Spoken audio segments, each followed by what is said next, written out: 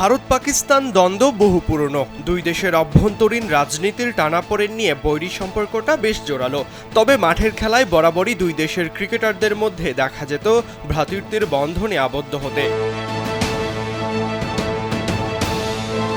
তবে কালের বিবর্তনে এবং ভারতীয় বোর্ডের হিংসাত্মক রোষানলে ক্রিকেটের সৌন্দর্যটাও হারিয়ে গেছে।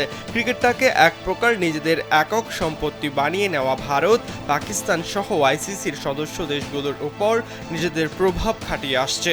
এবার ব্যতিক্রমের শুরুটা বোধহয় বাংলাদেশের হাত ধরেই এলো, যার পালে হাওয়া দেওয়ার জন্য পাশে দাঁড়িয়েছে কেবলই পাকিস্তান।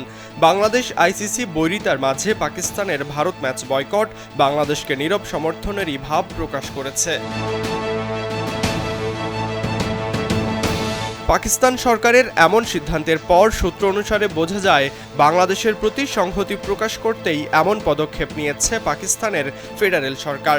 দেশটির সরকারি সূত্র জানায় 2024 সালের আগস্টে বিনা প্রতিদ্বন্দ্বিতায় আইসিসির চেয়ারম্যান নির্বাচিত হওয়া জয় শাহ তার সিদ্ধান্তের মাধ্যমে আইসিসিকে কার্যত ইন্ডিয়ান ক্রিকেট কাউন্সিলে পরিণত করেছে।